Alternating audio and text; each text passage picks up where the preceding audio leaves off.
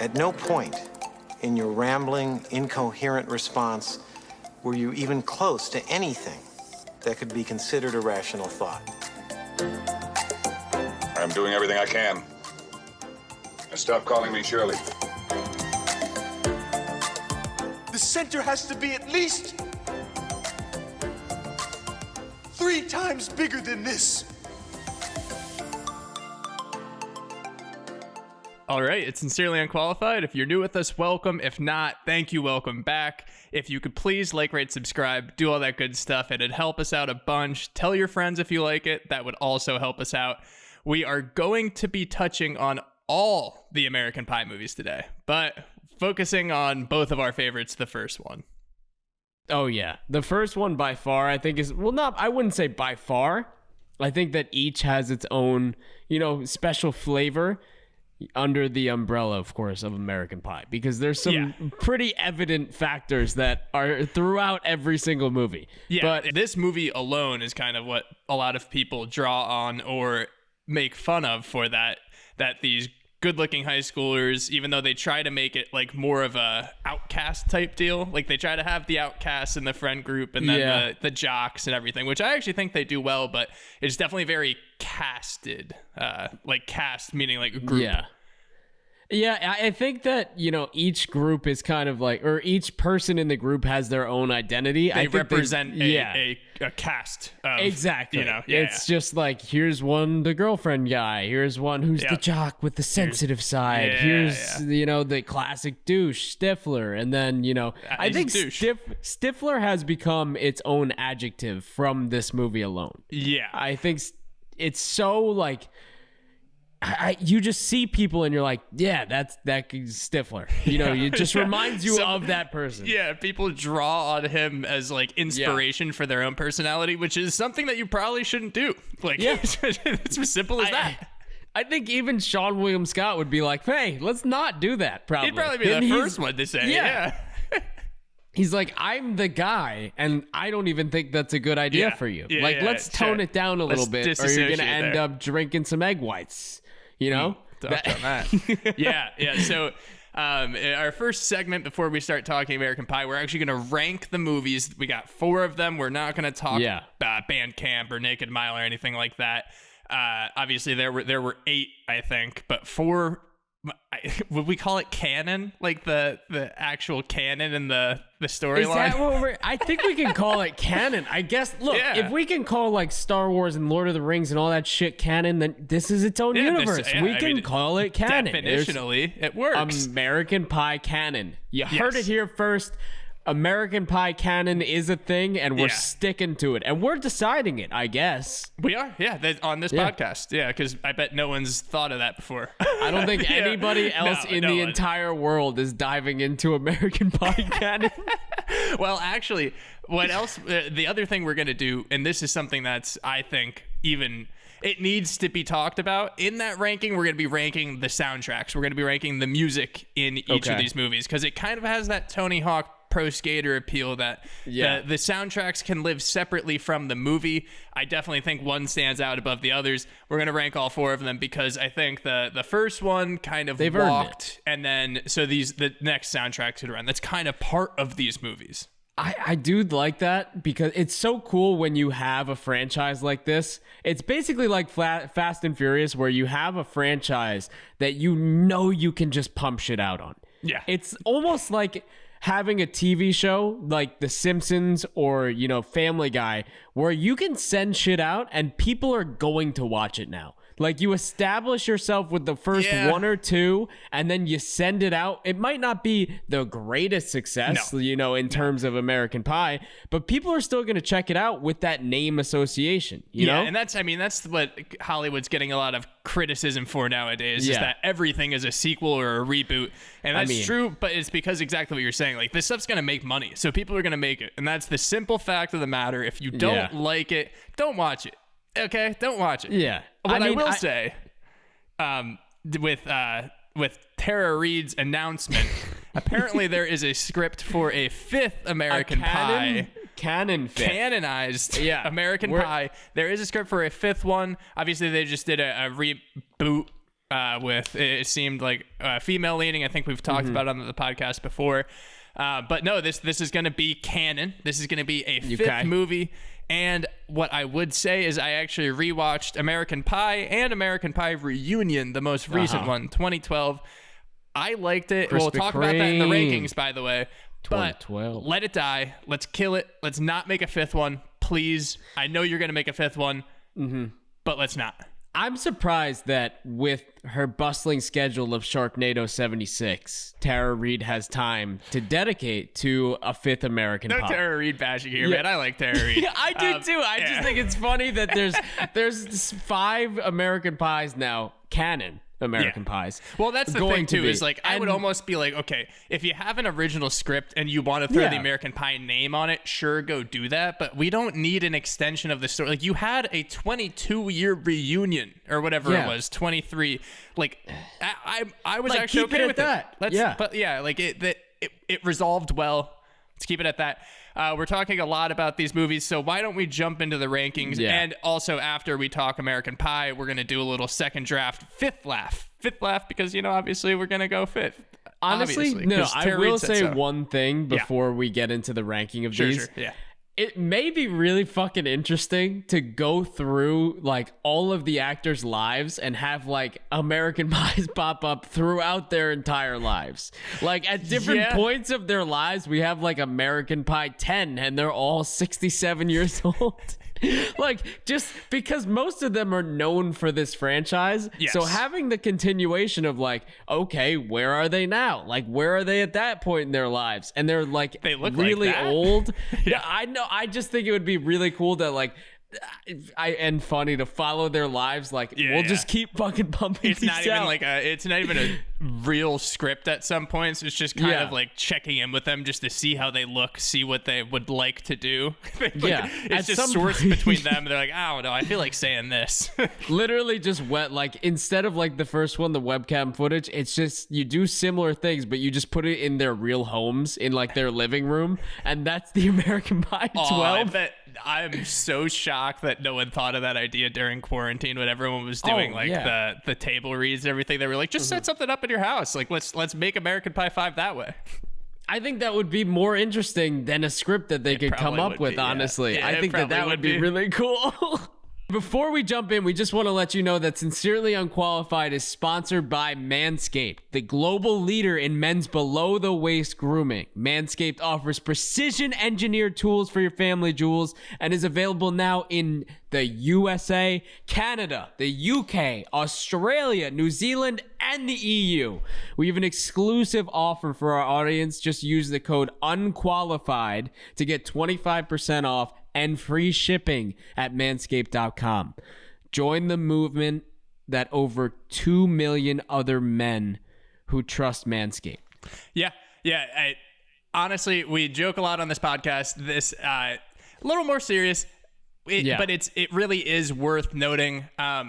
So Manscaped actually partnered with the Testicular Cancer Society to spread awareness for men's health and early cancer detection. So, obviously, you got your Manscaped razor. You're having a great time because it is an enjoyable experience, safely trimming those balls, trimming that bush hair. Getting all fresh. Yeah. So while you're down there, just check once a month.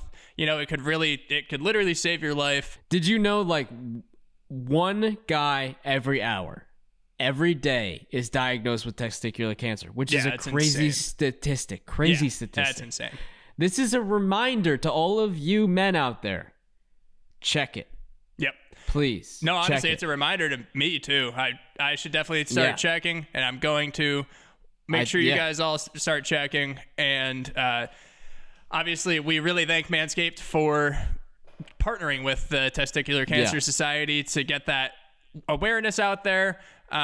We do want you to, though, go support Manscaped, because if you support Manscaped, you support the Testicular Cancer Society that way. And obviously, if you're going, you want to use our code UNQUALIFIED to get 20% off and free shipping.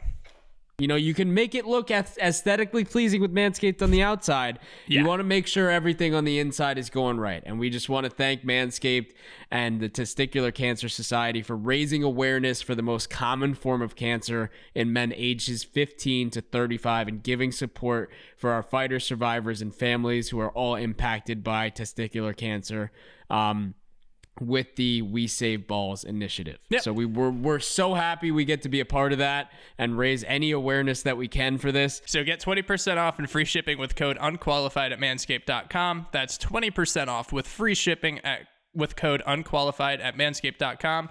Your balls will thank you. We're going to have some fun for the rest of the episode. That was an important note. Needed to get it done.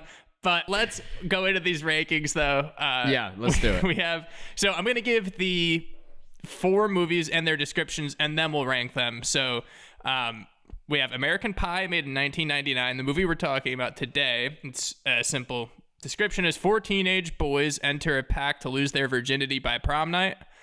American Pie 2, 2001 movie. Jim and his friends are now in college, and they decide to meet up at the beach house for some fun. More of a party movie. They're in college. American Wedding, 2003. It's the wedding of Jim and Michelle and the gathering of their family and friends, including Jim's old friends from high school and Michelle's little sister. So, more extensions. We're moving the story along, kind of doing what you said. We're following like, at this age, they'd be doing this. Obviously, we're talking about like what the actors would be doing, but we're talking the characters. And then for a reason that, obviously for money, we have American Reunion, 2012, 9 years after the third installment. We have Jim, Michelle, Stifler, and their friends reunite in East Great Falls, Michigan for their high school reunion. So we'll talk Rotten Tomatoes scores. So we're going to say the general public's rankings of these. American Pie number 2 actually takes the cake. So it has a 68% audience score. Then we have a tied for second. American Wedding and American Reunion are at 63. American Pie is all the way at 4. The original is a 61, but it is worth noting that the critic score for American Pie is significantly higher than the others. Yeah, I think, I mean, just because it's so new and it's so, like, I don't know how to describe it. It was so new at the time. Yeah. It was a funny movie. It was a well-written script, even if it is now looking back on a little derivative. But that's the I can't even say that because I feel like there are movies that are derivative from this movie specifically. So in that way, it's actually kind of original. But it is a little... I can't quite put the word to it, but it's not a positive connotation. But I know what you're trying to say. But so for me, I think... Yeah, give us your ranking. It was just... the first one was just so out of left field. And it's like pushing... You need these movies that are going to push the limits of like what the public is willing to accept seeing. Yeah, absolutely. Like up to that point, a kid, if you were like, hey, we're going to do a movie that's not on HBO at 1 a.m., and it's going to be a kid sticking his dick in a pie at one point and his dad walking in, people would be like, can you just like leave now and never come back? Can you just get out of my office and like you're permanently banned? But the then fact guess that what? they were like, it got a lot of people are trying to watch that. Like a lot of people think that's hilarious. So I know, and I'm glad that it happened. Yeah. I'm really glad that it was able to get pushed through, and that's why I have to go the classic original at number 1. Yep. I'm going the second one, American Pie 2, of course, canon, at number 2. Yep. A little switch up here, though. We're going American Reunion at number 3. Okay. And American Wedding at number 4. Yeah, I follow a similar path. So I'm going to go American Pie, the original, at number 1. And then I'm going to go American Reunion second, actually. So that 2012 movie came out recently.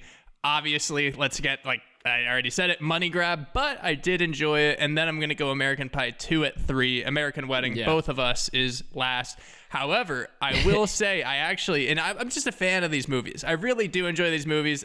I think that American Wedding, even though I'm putting it at 4, is still an enjoyable movie to watch. Yeah, I think they're all enjoyable. They're all, we've said this a lot, but they're all kind of just turn your brain off enjoy the ride, especially when you've watched like 2 or more of them previously. Yeah. It's basically like, you know what's coming, you know what you're gonna get. Yeah, and especially with the sequels, it's like you know that the story, like you're not watching it for the plot. You're watching it for the characters, and you're watching it for the bits or the jokes, the lines. Yeah. And that's something that I think I can look at American Wedding and be like, I'm not going to look at this and be like, oh, I don't really like this story. I'm going to look at it and be like, oh, that's hilarious that Jim or Stifler did that, Michelle. Yeah. I mean, these movies are enjoyable as long as you like them. If you don't like them, you probably would hate the sequels. Like if you didn't like the first one, there's no reason for you to watch the sequels. Exactly. And that's why I kind of think of it like, you know, I was saying like a TV show, because it's almost like you have these different seasons or these different films in this case where you're coming back to these characters. And even if you know, didn't necessarily like the plot, like you said, you just find certain characters endearing and you just want to keep watching them. That's why I think like they're going to keep making these, because there's some likable characters in this and you kind of fall in love with watching their lives unfold a bit. Yeah. And you just see, especially like from the first one, seeing Jim and his dad's interaction, like Eugene Levy is hilarious. But I mean, just seeing that progress as you go throughout the movies and everything like that. And even if there's a 5th one and then you see that relationship into the 5th one. That's the thing. Like what I would say for American Reunion, since that's the last one, that's the most recent, and I rewatched it, is I really like, and the reason I say it's second is because I really do like how they resolved their characters. Like I obviously they made room to make another movie. Like they didn't completely end things, but I really enjoyed how the last movie wrapped in terms of their character arcs and everything. So I don't think we need a 5th one, but you know what, we didn't need a 3rd or 4th one either. No. But like the second one was coming no matter what, I think. After like the success of the first, they were pushing it with the 2nd and 3rd one. Yeah, and or that's the 3rd thing. Like, and the 4th one. As a fan, that's fine. I'm just a little hesitant of being like, okay, the 5th one's gonna be as good as the 4th. Like the 4th, I think they got away with it because I think it's destined for failure and for people to hate it. Look, I'm gonna be honest. They're pretty consistent with the fucking audience rankings, though. Like they're all in the 60s. Yeah, that's the thing, because it has a fan base. Like if you like these movies, you like these movies. They don't really stray too far from what they're trying to do or what they successfully do. So yeah, and also what they do in these movies is throw some great songs in it. Let's hear them. So I'm gonna give you the soundtrack ranking, and then I'll give you the songs in each one. So American Pie 2, I'm giving number 1. I think it is by far the best, and then American Wedding actually has a very good soundtrack. We're putting that at number 2. American Reunion gets number 3, and then the original, I think that it's last for me, and I think the only reason is because they made the movie, and it wasn't, as the movies were going on, the sequels, it became a thing to have the soundtrack. Like the American Pie soundtrack became a thing, especially in the second one. And then I think in American Pie, it's just you didn't know that was going to be a thing, so it's not as good. But they did have some good music in there. Like they had some Blink-182. I'm actually just going to give the track list of American Pie 2, which I really liked. That's fair, because that's your number 1. Yeah. So yeah, Every Time I Look for You by Blink-182, fantastic song, had a good part in that movie. Scumbag by Green Day, Bring You Down, Left Front Tire, Vertigo, American Hi-Fi, Be Like That by Three Doors Down, Make Fun of It If You Want. That's a fantastic song. We have Alien Ant Farm doing a Good for a Woman cover, Phoebe Cates, and Fat Lit by Sum 41. So this is the most Kevin playlist I've ever heard in my entire life. I mean, like this is literally just like, that's why I had to give it a ranking, because these playlist or these soundtracks are so up my alley, like so up my alley. And honestly, this American Pie 2 soundtrack is probably where I pulled a lot of my music taste. Honestly. Like that's an interesting place to pull your music taste from. Is like, thanks, Dad. How'd you? He's listening. He knows. How'd you find out what music you were gonna like when you were younger? You know, it's my parents. I really loved American Pie 2 and what they did with the soundtrack. Like, have you ever seen the part where the lesbians are making out and Green Day starts playing? Oh, did you watch the Kids' Choice Awards? No, I was slamming the American Pie 2 soundtrack So on my I'm sitting iPod there, Nano. 12 years old. Yeah, it's American just- Pie 2 soundtrack starts up. I am well adjusted. As it happens, I was listening. Did you have the iPod Shuffle just loaded with the American Pie 1 and 2 soundtracks? No, CDs. So our Big CD guy, eh? Well, that's had- back in the day, around I know, that time. Yeah, So that's true, actually. the car that I have is a little older. The peak of technology from where my car is from is you could load you could get it was called the music box or something. Basically, you would throw CDs in and they would burn them onto the music box, so you did not have to have the CDs in. So I think it was like 2010 or something like that. Yeah. And yeah, American Pie 2 is one of those soundtracks. Did I load it? Crazy. No. Did my father? Yes. Good, and that's good taste in the My Gallagher dad clan. has good music taste. Dad, shout out to you. Thanks for the music taste. Yeah. I was do you just wanna- slammed with Grateful Dead. Yeah, well, it was Pink Floyd and then this, so it was a little mix You're there. going to like this. Okay. I don't think he made me. I think I just liked it. No, I know. You want to move on? We're going to talk American Pie, Let's the do it. original. Why we're here. Instead of doing a strict walkthrough, I think because it's kind of an ensemble cast, we have the 4 main characters. We're going to talk what they actually go through in this movie, and then maybe some things that we need to point out about this movie before we go into Inexclusive Exclusives. Exactly. So Start us off. Take us down the runway, Kev. all right, well, let's start, Jim, because this movie, I think, and All what I right, would Jim. say is I also think this movie kind of felt a tad confused at times. I don't want to sound pretentious when I say this. It's freaking Here- American Pie. Excuse you. No, well, Just observing like some plot holes in American not Pie. even plot holes, but like it starts out obviously with Jim, and Jim No, there is were some like Yeah, sure. I'll agree. Like rewatching, there were some moments where it's like, how did we get here? What is Well, going on? Yeah, no, not even I how don't did we even get mind here. that. Just like I almost mean like so like it starts out with Jim, and obviously we're talking Jim's path. He's just a ridiculously horny senior in high school. Kind of seems like he like just found out about masturbating, or like has just reached his peak or something, because this dude is the horniest guy. yeah. Oh my God. Like I don't think you can get hornier than this person. No. Because I mean, I'm sure you're gonna get to it, but just I mean, even the opening scene of the movie is that's like, what I mean. So Yeah. like it starts out with him trying to masturbate to like this weird like the channel is just in the and channel out or changing. something. His He's parents like, oh come yeah, in. that's a tit. Fantastic. It's a fantastic way to open a movie, and it sets the tone to be like, okay, don't be pretentious and say this, but I'm gonna say it. It just Here we seems go. like it was a little confused at times if it was supposed to be a movie about Jim exclusively, or if it was supposed to be equal parts all 4 of them. So Yeah. obviously throughout the series we kind of figure out Jim is the main thing, and then obviously the other 3 are good parts, that They're good supporting I would, cast. I wouldn't even say supporting cast. It's weird. It's kind of this middle ground between like supporting cast and co-mains. Yeah, because that's kind of what I mean. Like even in this Yeah. first movie, you're trying to figure out, and that's what I mean. Especially the part. So like obviously Jim's whole thing is that he's just horny, masturbating all the time, and so Yeah. his dad has to have these talks with him.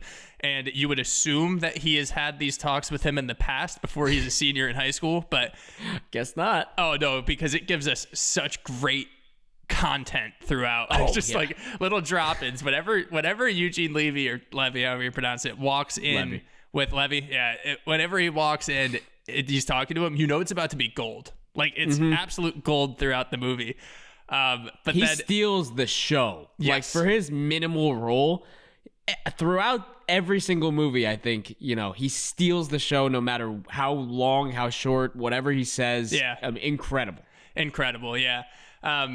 So what I was saying with it kind of gets confusing is because in the middle we have this whole thing with Nadia. Like obviously, one, let's not lie, it's very problematic that he's broadcasting it to. Well, even if he just thought it was his friends, ends up being the whole school. Obviously, Yeah. he's doing this thing. It seems so important in the middle of the movie that's when I think like, oh, okay, this is all about Jim. And then immediately it goes back to like very heavy about the other people.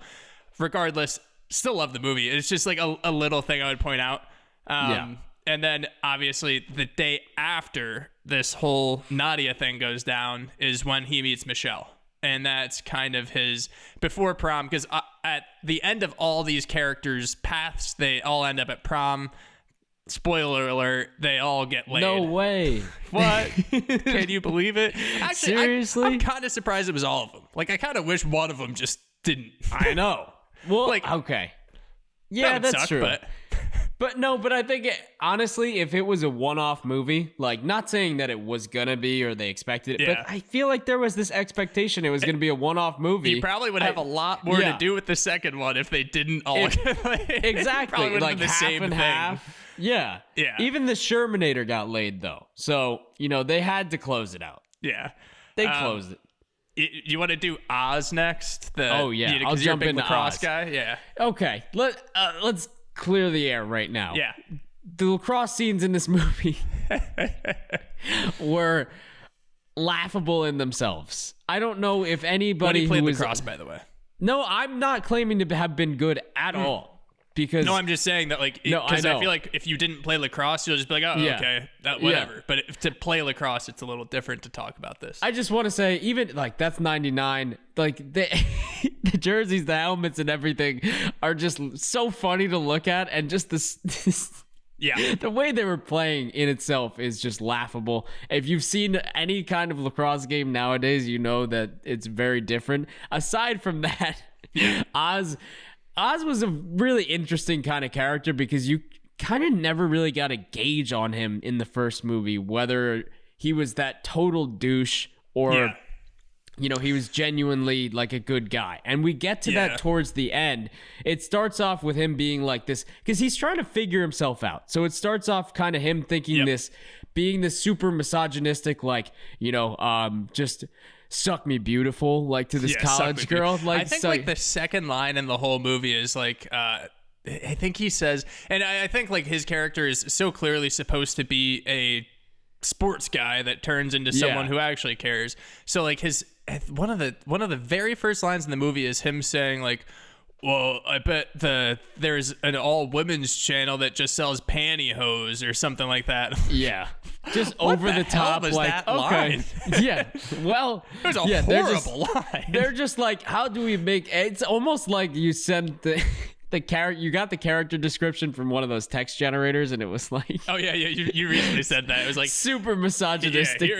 Yeah, well, not even. I feel like misogynistic's the wrong word. Just No, like not yeah, a just classic over the jock. top. Very Yeah. classic jock. And it's like Stifler was one way to do it, and I think that was done in a That's way that misogyny. wasn't. Yeah. Exactly. That was a way to do it where it's like you know what they're getting at, and you understand why that character's there.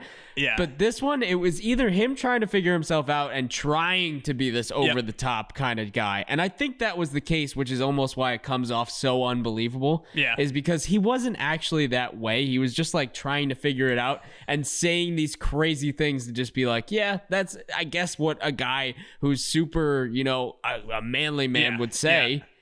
Like, No, definitely. Yeah, I think it's very clear right from the beginning is that what arc he's going to follow. It's very predictable, but that's fine. That's how these movies are supposed to be. Exactly. So he joins the choir to try and meet girls because it's untapped resources, man. And then, he meets Heather. Kind of just gets shit for it, like, why are you doing this? Why are you doing this? Yeah. Really ends up kind of falling for her, and you see this transformation from what he thinks he's supposed to be to where he actually wants to be. Yeah. He's Like, kind of like kinda- he's doing it. He almost tricks himself into it.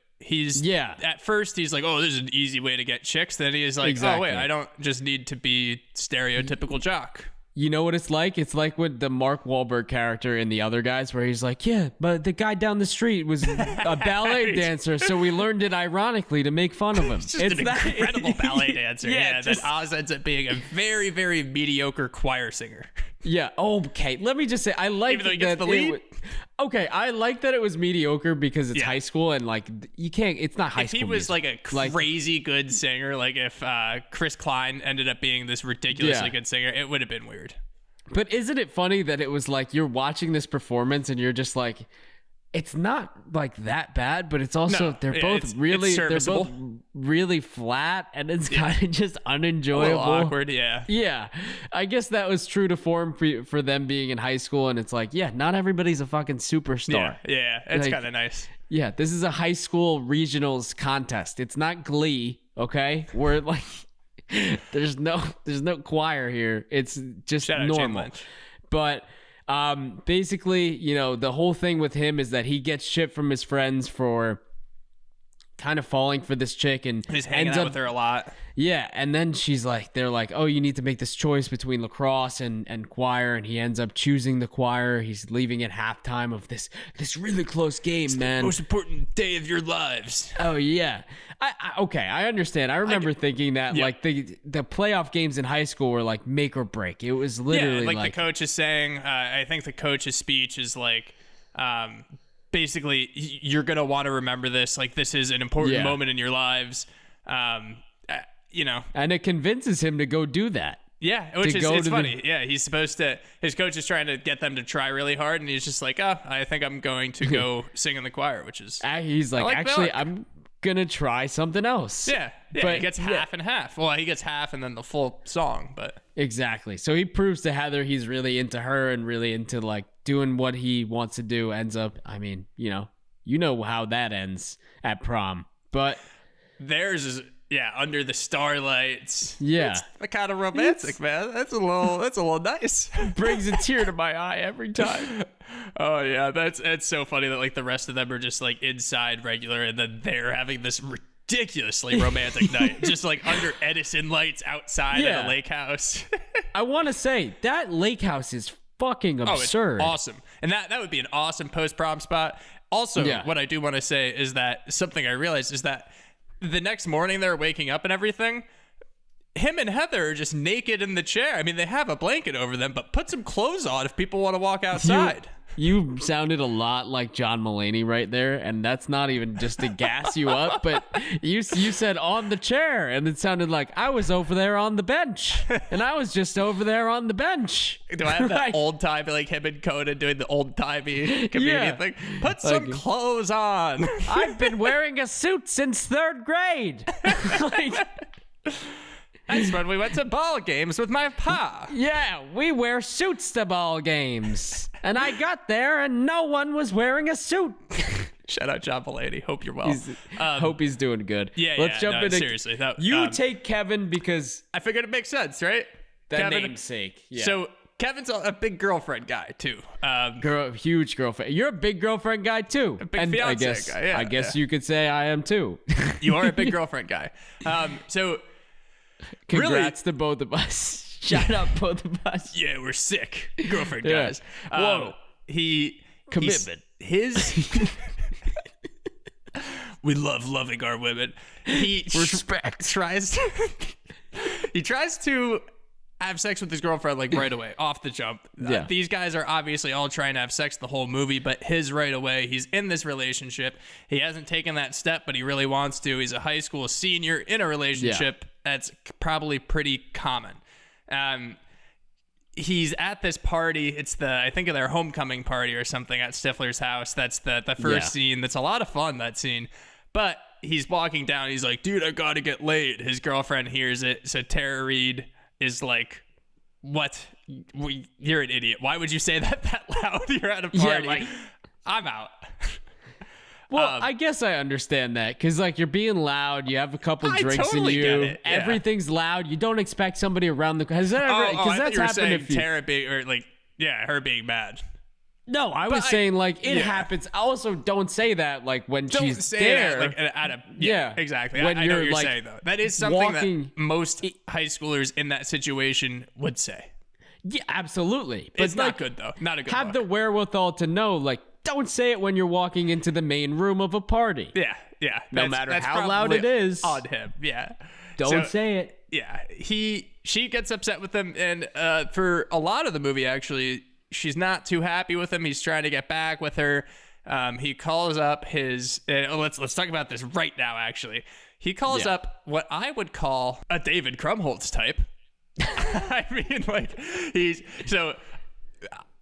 Casey Affleck makes an uncredited cameo in this movie as Kevin's brother to tell him where this book is to give a girl an orgasm. The Book of Secrets. The Book of Secrets, which is another American Pie spinoff. I'm telling you, I knew it was Casey Affleck, but the only thing I was thinking this whole time was that sounds a lot like David Krumholtz. That's our guy. Again, I think he was the runner-up in casting. He should have been at least. Well, the understudy. Also, at this point, David Krumholtz had a better career than Casey Affleck did. I mean, it's just timing, I'm sure. But around this time, the Santa Claus was coming out. I mean, Freaks and Geeks was around then. If you're new with us, welcome. If not, welcome back. David Krumholtz is our guy. It sounds exactly like David Krumholtz. Our world is centered around David Krumholtz. Like, if a movie doesn't have him, we find a way to talk about him. Yeah, in the 1400s, we got hung by the stake because we said that the Earth revolved around David Krumholtz, not the sun. And not the Earth, not the sun, David Krumholtz. And they were like, who is that man? They were like, in 1999, he'll star in a limited television series. produced by Judd Apatow and Paul Feig. On the seventh day, God rested with David Krumholtz. And on the eighth day, he fell into the pit, and this is the end. They're like, what does all of this mean? We lost Krumholtz. So Casey Affleck. Yeah, Casey Affleck, fantastic actor. Manchester by the Sea. Super replace depressing. Him with David Krumholtz. Definitely Probably not a different our movie. vibe. So, let's jump off the Krumholtz train. Talk Casey Affleck, gives him the book, and then guess what? Gives her an orgasm. Congratulations. Really, kind of honestly, a little odd the way that it goes about. Little clap. But actually, a really funny part, she says, I'm coming, and then her dad's about to walk in, and she's just like, oh, okay. I like that little part. That's funny. That was a nice little toss in. Yeah. I wrote that down and I was like, that was good. I didn't say explicitly that was good because that sounds, idiotic, but I was like, weird, that was funny. Yeah, that's a funny part. Just mention that. The dad is so oblivious too. He's like, all right, cool. Okay, cool. Like she knows. So Vicky, I keep saying Tara Reid, give the character the respect it deserves. Vicky. So they at prom, she's just like trying to get him to say she loves him. He loves her, and he says it. They finally do it. That kind of wraps up both of their arcs. And then they even have the wherewithal to be like, hey, incredible night, but we're probably not going to work next year. That's a 2 on the wherewithal like counter too. I'm keeping track of how many. See, big we're wherewithal at 2. podcast. Huge wherewithal, guys. Krumholtz and wherewithal. That's what you got to know about us.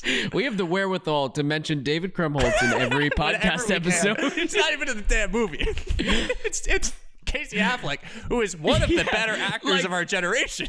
Yeah, he is a star on his own. Speaking of Casey Affleck, I need to point this out. If you've never seen it was, I think, a Christmas episode of SNL, and he's talking about Duncan. And he's just supposed to be this ridiculously Boston guy. He's like, well, because he's a Boston guy. Yeah, I mean, that's the whole thing. He's supposed to be this Boston guy messing up a Dunkin' commercial. It's like, oh, the new Dunkaccino. He's like, yeah, I fucking love Dunkin', guy. He has this thing. He's smoking outside. Bobby Moynihan's the manager, and he's like, you can't smoke in here. And he's like, what? I'm outside. Oh, that sounded like Bill Burr. But then the fantastic sketch. Yeah, looking for it. You said Dunkaccino too. We won't mention that clip. Dunkaccino, God. So Duncan, Casey Kids Affleck. from 7 to 17. Look it up. We're not talking about that. I'm sorry. Does not exist. All right, let's go into one of the most understated characters, but also kind of the mysterious. He's a mysterious man. Finch. Yeah. And he's the mysterious, mature one in the friend group, kind of the guy who's. Yeah, you think of him as pretentious, because he starts out with him talking about he's like no, it's macchiato. I think doesn't he say mochaccino or something? Which is also like, yeah. Come on, man, like grow a pair. He loves the finer things. Even if it's a cappuccino, that's fine. Mochaccino is a little much just to be enjoying a regular day, whatever. At school. Yeah. Dude, I was buying Have a cookies cappuccino, fine. as a senior in high school and being like, these are delicious. Like, I was buying in a plastic bag of cookies. That might and as this well guy's be. like, That's I like... a mochaccino is like the cookie version of a coffee. Exactly. Disgusting. I mean, ridiculous. Come on, man. But likes he the is finer kind of things. Okay, so what I'll say about him is he's cool, but he's like got this facade of being cool. It's almost Yeah. like he's Insecurity, trying probably. way too Yeah. hard because you can see it fall through, like when the moped breaks down and he just falls off. It's like, all right, you don't really have your shit together. You're No, just like, yeah. this is a whole, like, it's your personality to act mature and everything, but you know, there's Which, like, I think is a lot of high schoolers, Yeah. a lot of high schoolers that act like that. I think around your 20s or something, you can find that. Like, if you, and I, you know, maybe you like art and that kind of stuff. There are people that are like Yeah. that. I feel like on average, most high schoolers probably want to be that more than they are. Just because Yeah. you didn't go out and live in a city and have actual experiences. Not shitting on people that are like that. It's just that I believe probably on average, you probably want to be that more than you are that. Yeah, and I think that's shown when he's like spreading rumors about himself through Yeah. Jessica. Like, okay, you're mature, but you're asking this girl to spread rumors about your dick. Yeah. And you know, and then I Tattoos, love yeah. the little thing when it comes out. It's like, is it true he's, you know, well endowed? And then Kevin's like, he showers with a bathing suit on. Yeah, and like then I don't immediately know. recounts it. Like it's not even a. Yeah, like- he's like, oh wait, just kidding. No, Yeah. he's huge. And the girl's just like, oh my gosh, really? Like, just, hey, maybe take some context clues there. and The most figure out, forward like, thing ever. She's just like, oh yeah, ask him to prom, or I'm gonna ask him to prom. big penis equals prom invite. Like, I mean, good for her. Get Yeah. get off. But you know, do your thing, girl. I mean, if that's what you're into. get off. Abs. Oh, get off. Yeah. I wonder how well, many. If there's anyone listening to probably, this like, also listen 3. to YMH or yeah, me, but you're doing this. I'm listening to myself and you, so that counts. fair. That's another active listener. But basically, Finch is like, don't give me that. No, I'm saying like give us the. Okay, let's keep going. I with Finch. thought you were giving the calm down hands. I was No, like, okay. no. So I'm saying, let's keep going. All right, you're giving me the wrap it up Emmys thing. All right, let's. So Not he's to wrap in it like up, a. I'm saying let's keep going. He's in like a prank war with Stifler too. You know, for going back and forth. They have this kind of war going, and that's mainly a lot of Stifler's scenes in the Yeah. movie are just this prank war with Finch, which I like that. But it's like a C-level plot, which it has its own scenes dedicated to it, but there's not enough for it to be like a main thing. Yeah, yeah. It's like a little understudy. It's almost like the Sherman plot where it's like, it's there. You might forget about it. Yeah, and I mean, I think Stifler's whole character, he's such an important character in this movie, but Yeah. I think his whole character is exactly that, because I was thinking about how to do this, I guess, podcast, and I was like, I don't think Stifler's character even follows a path, like, or an arc. I think he's just No. kind of there as an accessory, even though he's a funny and useful accessory character. He's just like that guy. It's like when we need a comic relief or when we need somebody to do something or interact with one of the characters, or like we need somebody to host this party, or we Yeah. need somebody to do some crazy shit. He It's is like the absolute he's that just guy. comedic Yeah. character. Yeah. Exactly. And we're laughing at him the whole time. That's Oh, all yeah. we have to say about Stifler, I guess, is that, Oh yeah. you know, He thinks he's the man, and then from the external perspective, it's just like, yeah, we can laugh at this. yeah, like it's yeah. so You're not hyperbolized even and laughing crazy. with him. It's You're No. laughing at him. Exactly. Yeah. Just a little bit absurd. Yeah, no, absolutely. So that, I think, pretty much wraps it up. Obviously, they all have sex. and Well, Finch Finch has with sex with Stifler's mom, the ultimate revenge, and Stifler walks in on that and Yeah. just, you know, oh my God. Okay, so can we talk about, I understand this was like 22 years ago, Okay. but Stifler's mom says one thing. She's like, aged 18 Oh. years, just how I like it. What? I was like, oh, jeez. Ma'am. Little on the nose, huh? At least be a little nuanced. Yeah. Come on. There were a few things like that, you know, let's look at it, product of the time. It was Yeah. trying to, like you said at the beginning, it was trying to push the boundaries. It was trying to Exactly. figure it out. And, you know, nowadays it probably wouldn't fly, even though honestly, Nadia American thing- Reunion was sketchy as hell most of the Yeah. movie.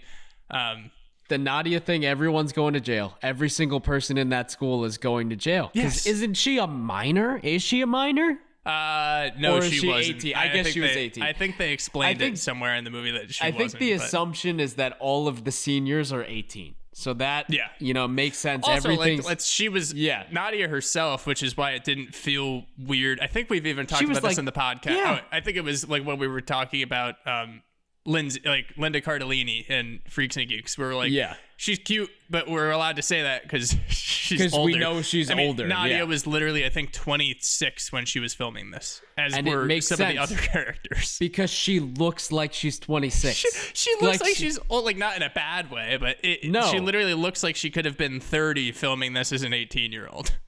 That's fine. I mean, Netflix does that now with like every single one of their features. It's like, oh my gosh. I mean, I don't know. I mean, the one thing I will say is that the Outer Banks cast does all look like they're 24. I didn't watch it, but Well, season 2 is coming at you, Kev. Get ready for John B. I'm and excited. who nobody calls John because I'm excited why? for John, because Chris R. You call him Chris R. His name Chris R. Dude, I think that Tommy Wiseau is a one of the writers on Outer Banks. You call him John B. John B. You call him his name John B. His name John B. You call him John B. Why? So things that we didn't point out about this though, as we were talking about their paths or whatever, is that they I was thinking about this, and honestly my fiance and I were like walking around, and I saw this group of people. I think it was probably Friday, so like the day before I watched this, I saw this group of guys, and it was such a clearly just a group of dudes, and I kind of like laughed to myself, and I even said to her, when there is a group of guys, specifically a dude type, when they're together, the perceived, just probably fake confidence is so ridiculously high. But if one of them was just walking by themselves, they would just be like doing whatever, just they'd probably look like a normal person. But when you get, especially around high school age, I was thinking, because that's around where they were, like college kids, when they are walking in a group, the amount of confidence oozes out of them, and it's kind of funny a lot of the time. Like it's almost an immature kind of confidence. But when they were unearned confidence. Yes, exactly. And it kind of probably has to do with the lack of maturity, whatever. You know who's scarier than that? Who? A group of 13-year-olds. Yeah. Because those motherfuckers are ruthless. Yeah. Well, no, so what I was thinking specifically with this movie is that when Kevin was talking about, he's like, yeah, I want to get laid. Like that was his thing from the beginning. But when they're all sitting there, especially like a morning after drinking, they're sitting there, they get this group confidence up, and he does this speech. He's like, yeah, we're all going to get laid or whatever. That's the only time that you could get yourself to be like, no, it makes sense to form this pact with my friends that we're all going to get laid, is when you're in a group. Like you wouldn't text someone being like, yeah, all right, so I have this idea. It's going to be a sex pact, all right? And hear me out. Hear me out. Well, okay, there's a deadline, and it's prom. Gotta be prom. Gotta be prom, brother. In an email, like formally formatted, here's the deadlines, here's when you need to let me know by. Finch replies, sex pact 1999. I need all your signatures by Monday. Can we also talk about a little bit Eugene Levy? Yes. And how incredible, like, I know we've said this, and I probably said he's incredible like 6 times so far, but just making the interactions not so, like, they're incredibly awkward, and they could be perceived one of 2 ways. Creepy as fuck and weird, or incredibly genuine and kind of like trying his best, like just because his son's obviously crazy, a little horny. bit off his fucking rocker. That's what I like about his character, and we'll talk about his possible creepiness. That's an Inexclusive Exclusive. So if you're listening, keep listening. We'll get to it, but to me it seems so genuine. Like I'm just trying my best, and I'm trying to not make my son feel weird for being as horny as he is. Yeah. Like, hey, it's okay, kiddo. Yeah. Like, I think there's we'll like a get kind of a through lot this. there's a semblance of truth and reality in that, even though most people probably weren't like obviously it's a movie. Most people weren't in Jim's shoes, getting caught, like all that kind of stuff, having sex with a pie, which is just ridiculous. Yep. I don't think that. Yep. But I think that there's like especially for guys, like there's a relatability factor when they're sitting there talking, and Jim's not trying to discredit him and be like, get out, like this is awkward, and obviously Jim's dad is trying to be genuine and helping him out, making him not feel bad about what he's going through. And then like the one part I really like is that it's obviously so uncomfortable, and he steps a little too far, Eugene Levy does, like trying to keep talking to him, and they kind of end up blowing up at each other. He's like, oh, okay. Yeah. I love that. About the clitoris, he's like, I didn't know you frequented there. I'm sorry. Like, they kind of blow up at each other, and they're like, they both realize right away that they're like, we're not actually yelling at each other. We're tense. Like we're tense because this is a weird thing to be talking about with your dad. Oh, he said, do you know what the clitoris is? Yes, I know what a clitoris is. Oh, I forgot. You've been there and back. Yeah, you've been there and back. Just don't blow up at me, kiddo. I'm trying to help you. Yeah, exactly. And exactly. That's a line I've heard, not in similar situations, but throughout my life. It's just been like, I'm trying to help you, Bilbo Baggins. It's like just the line from The Lord of the Rings. Just, I'm trying to help you. Just let it happen. Okay? Yeah. Just don't argue. I know more than you do. Yeah. Anything else? Anything from the movie that you thought we need to point out? I think, all in all, we covered the main storylines. I think that not much to talk about. Like, this story itself is a cut and dry archetype. Yeah. It's formed its own archetype, though. Yes. Like we've seen it played out. Exactly. We've seen it played out because there's 12 sequels. Yes. Not all of which are they canon. all follow a very similar path to the first one, but that's why we like the first one more. Want to have sex, tries to have sex. This is Tommy going through it. They want to have sex. They're going to try to have sex, and then they do have sex. That's it. He's John B. And they're like, fucking, let's buy it right now. Like, everyone will like you want that. 12 of them? Yes. I'll sign the check for 30 mil right now. Then Bill Burr's talking about, hey, he wants to have sex, right? So it goes, he has sex. Hey, these guys, he gets to have sex. It's fucking awesome. These guys are fucking. I'm not gonna do it. Me neither, because I didn't do well towards the end there. I definitely faltered off if it was even good in the beginning. Should we move on to Inexclusive Exclusives here? Yes, let's do it. All right. So I'll start us out. I think that most of these are going to be about the first one. We might sneak some other ones in there. I think one specifically is interesting enough to point out about the series. This one is going to be about the first one, though. Before it even got made, before they were shopping it around, they couldn't really think of a title. And the title that they came up with was obviously not American Pie. It was titled Untitled Teenage Sex Comedy that can be made for under 10 million that most readers will probably hate, but I think you will love. Very, very specific, and I actually really like it. It's almost title. Like, sometimes if this is something that I did, might not be too relatable, but when you're applying for a job or something that you really want, and you know that there are a lot of people are applying for it, and you're like, what if I just made my cover letter like something really interesting that they probably have never seen before? And I feel like that's exactly this is like, that's it. I think that would be perfect. Right. They read all these titles that are well thought out, and then they come across this, and it's just like teenage sex under $10 million. You know exactly how the script is going to be from that too. Yeah, I think it's perfect. I think they maybe even should have kept it. I don't think they should have, but okay. Like, you know what you're getting yourself. Honestly, American Pie 6 should just be called Untitled Teenage Sex Comedy that can be made for under $10 million that most readers will probably hate, but I think you will love, and then we'll make an acronym out of it. Yeah, they should make an Part 6. I think that's good enough for me. Yeah, and it's gonna be like, by the time that, because so what Tara Reid said was it was written, and they just need to figure out schedules and everything. Ideally, or probably, if it does get made, it might even be 2-3 years from now. So that's getting almost pretty close to like 30 years after the original was made. 25. I love it. More I so. fucking love it. Why Just not, keep them right? coming. Keep them coming. 25 Every years 10 after. years. It's like an Adam Sandler, 35 years? Yeah, they do. Adam Sandler, Drew Barrymore movie. Every Yes. 10 years we get another one I'm fine and just with keep that. them churning out. Yeah. Get that Netflix deal. 50 First Dates. Yeah. Let's get 50 of more of these movies. Yes, sure.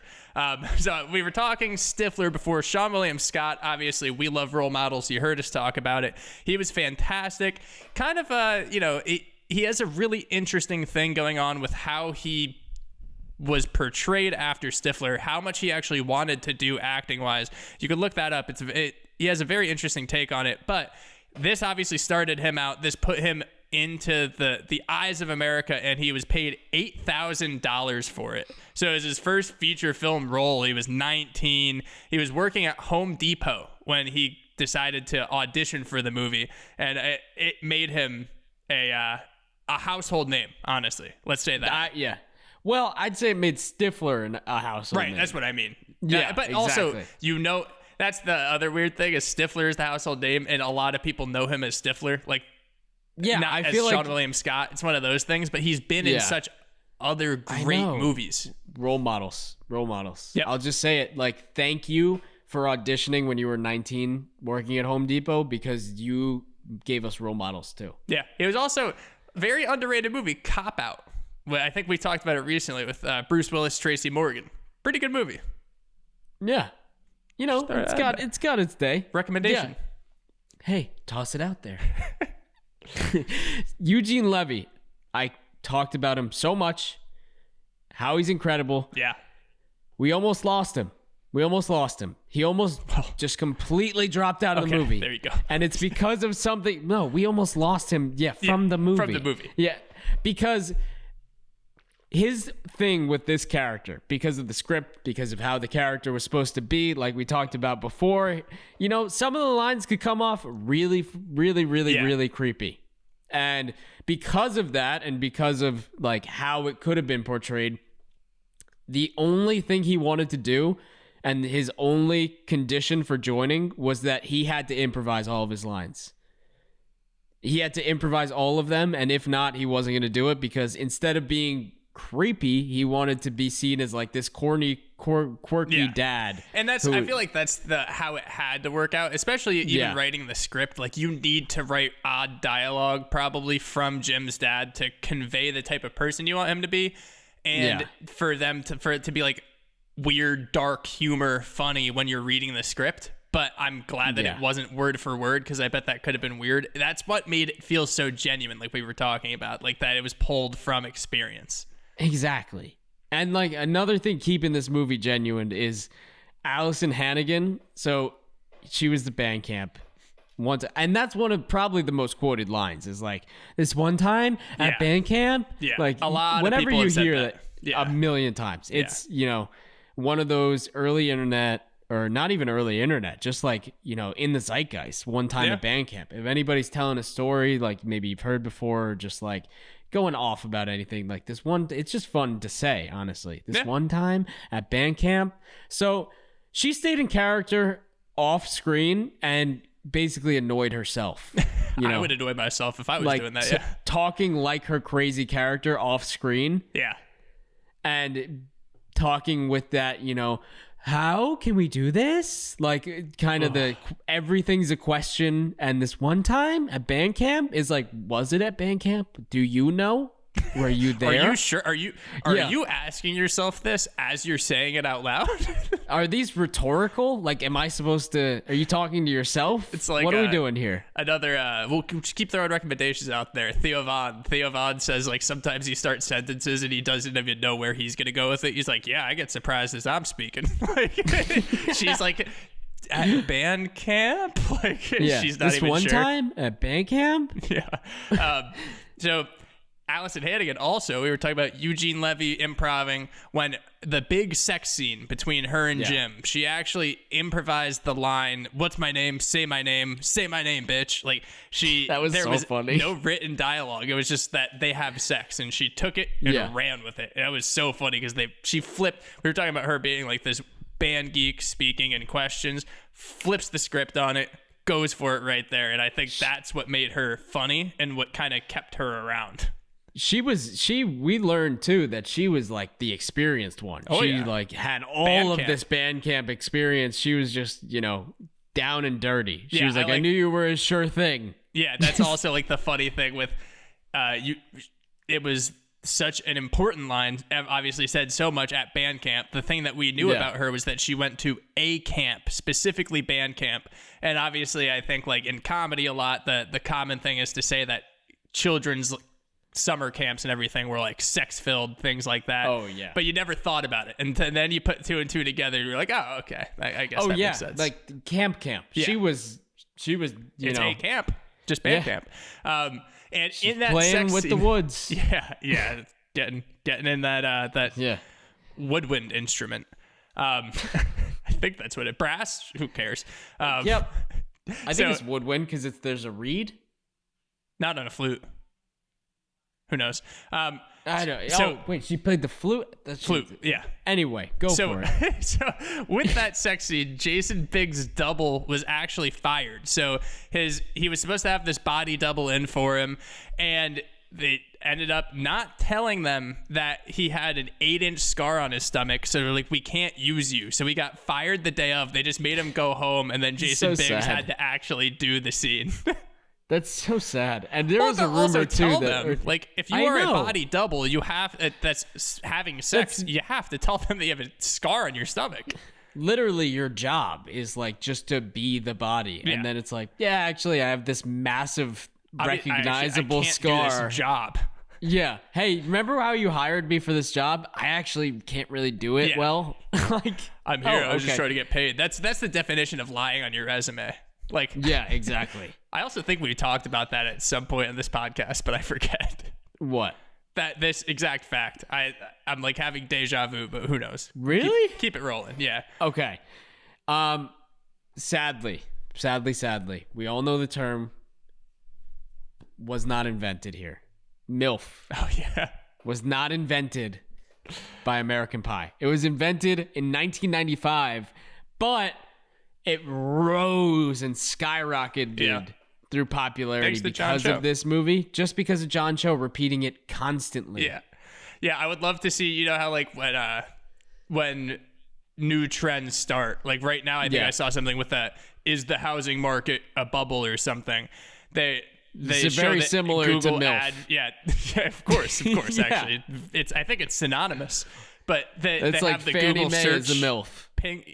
I would love to see in 1999 if like how popular Google was back then. But if they could show that MILF increases. Oh, that's like when you see like bussin' or something was trending in like 1789. It's like thine be bussin', like shit like that. Yeah. It's crazy.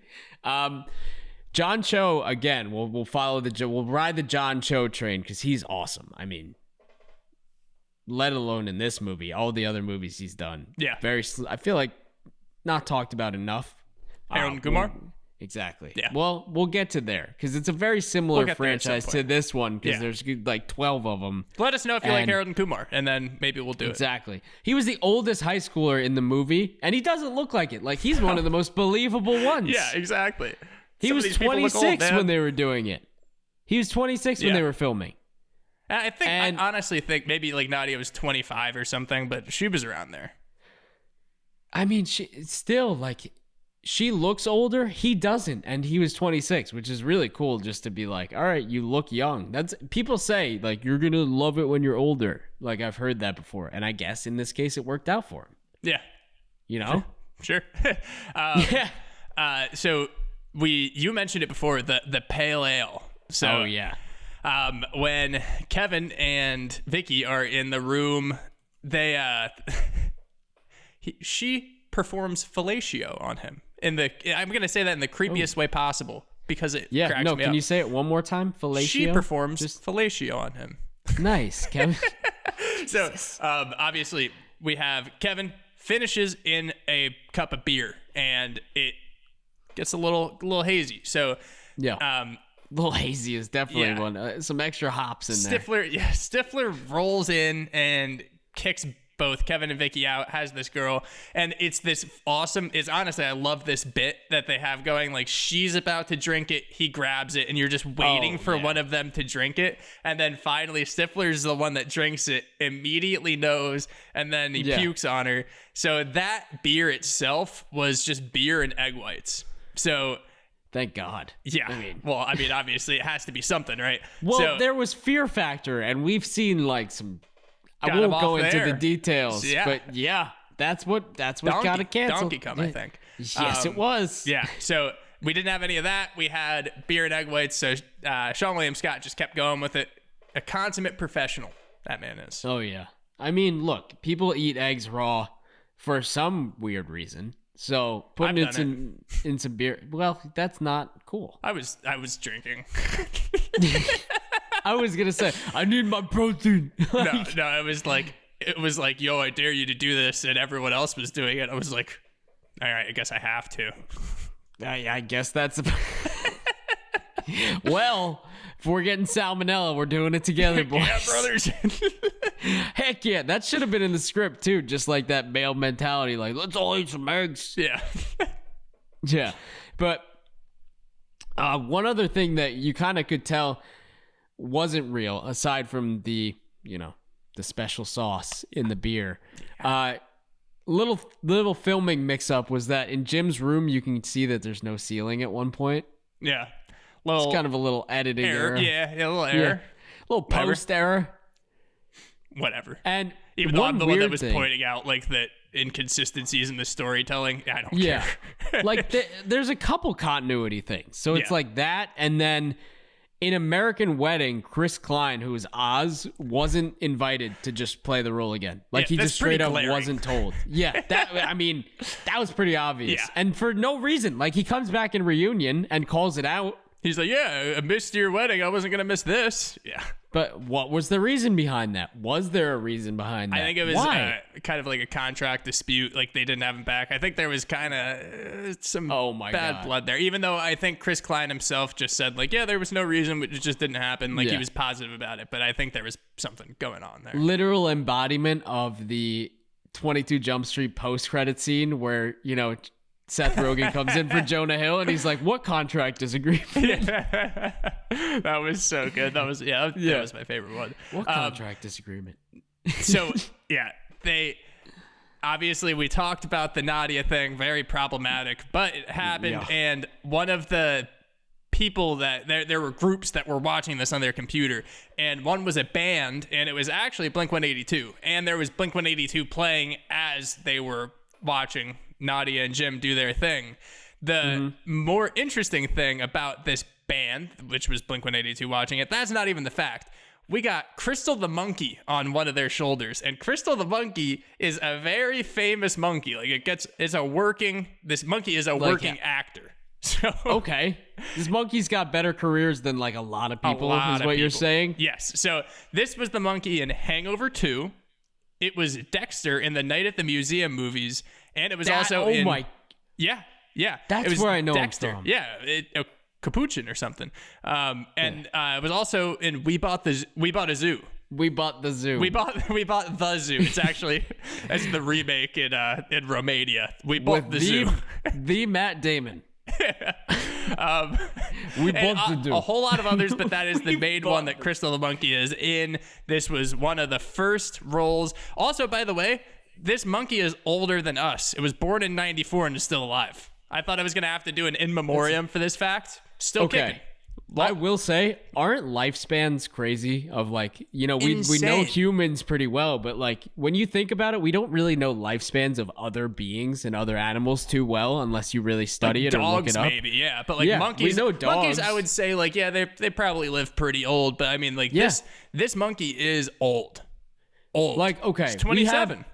That's really old. And then we have like tortoises who are 400 or something. Yeah.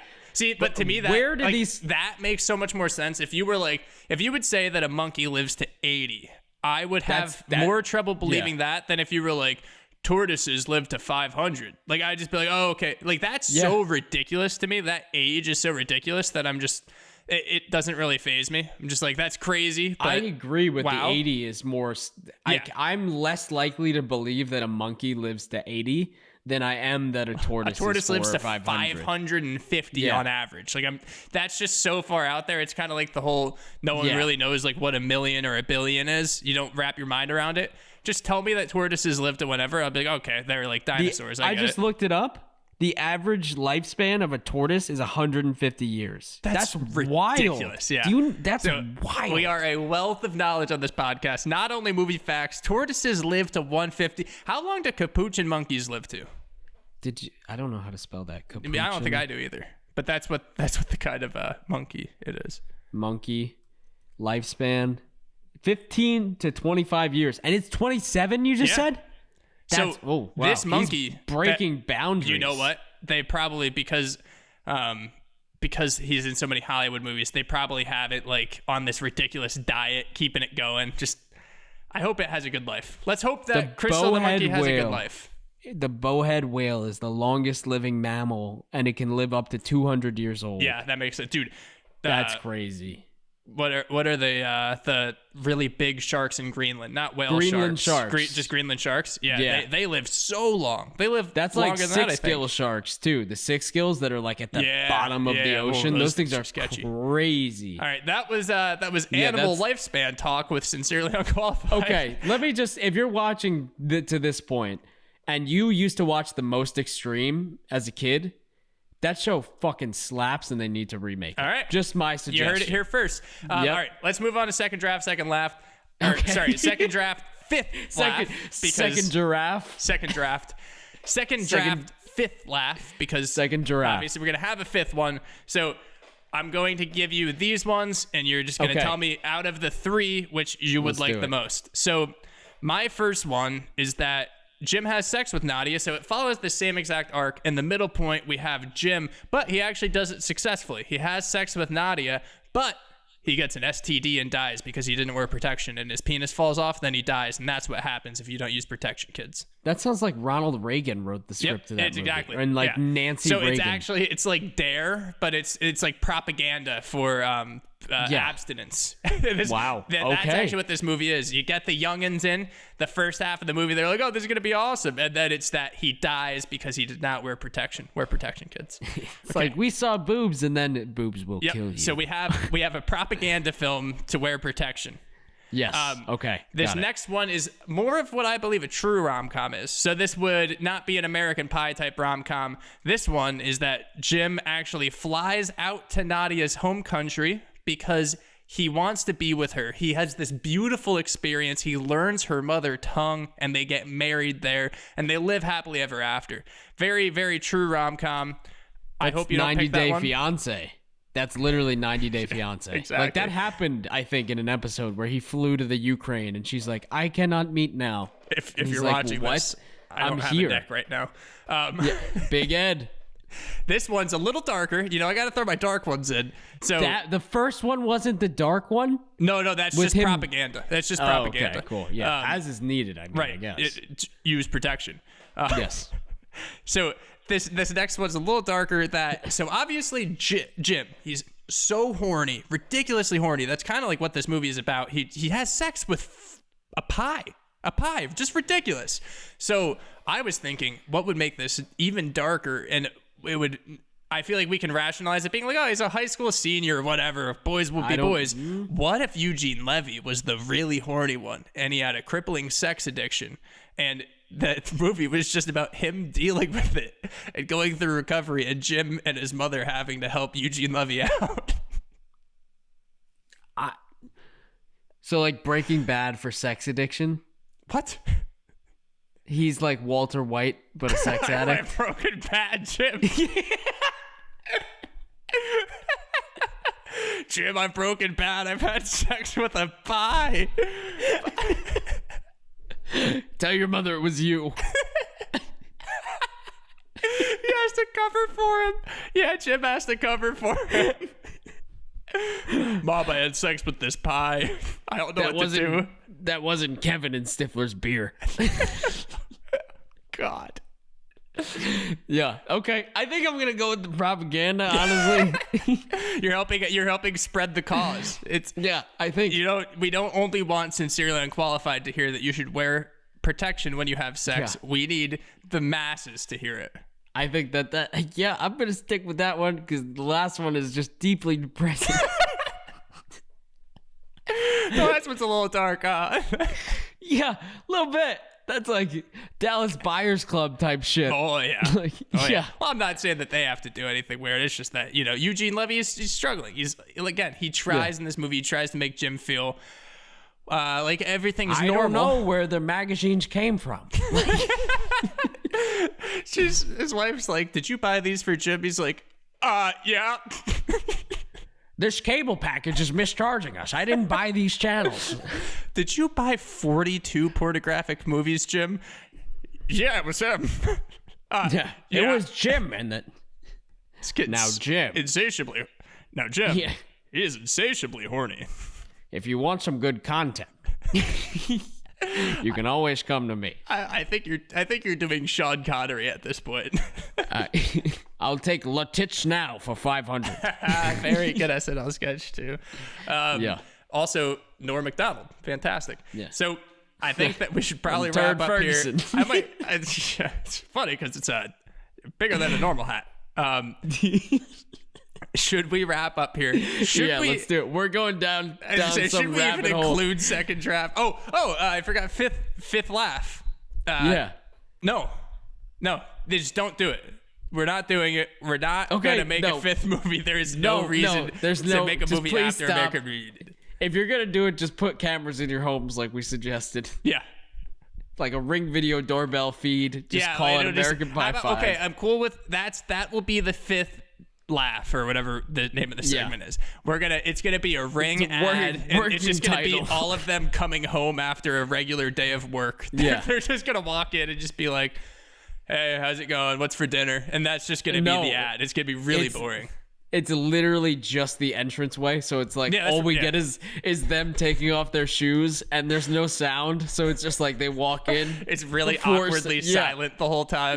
No one, the click-through rate is just through the roof because no Black one and decides to white. watch it. The first 3 seconds, people are like, "What am I watching?" Yeah, that's gonna Is this a movie? Why is this movie 93 seconds long? It's all just like the production company introductions that they have now, like those elaborate animations Yeah. for the like walking open door productions. Like This one got away from us. So I think if so. you're listening, I really hope you liked it. I enjoyed it. Maybe we'll I cut had it, fun. Yeah, but we're not going to. no, we don't cut things. No, we don't cut things. We are undecided on what we're going to do next week. We said that we were going to do Knocked Up, ended up not doing Knocked Up. We did American Pie. We'll decide. I hope you liked it. It's let us know if you give really us want to some hear about it, though, because we suggestions. love Knocked Up. We just decided to do this. Do you like Napoleon Dynamite too? Yeah, Tell let us know about Napoleon You like Dynamite. it. We could do that soon. We want to do Scott Pilgrim versus the World. Our Instagram audience did not seem to know it or like it that much, but that's way up my alley. I love that movie. Anything else, let us know what you want us to do. We will. Yep. We want to get some interactions with you. So until then, I'm Kevin, I'm Winnie, and we'll see you at the next episode. and the aliens are here.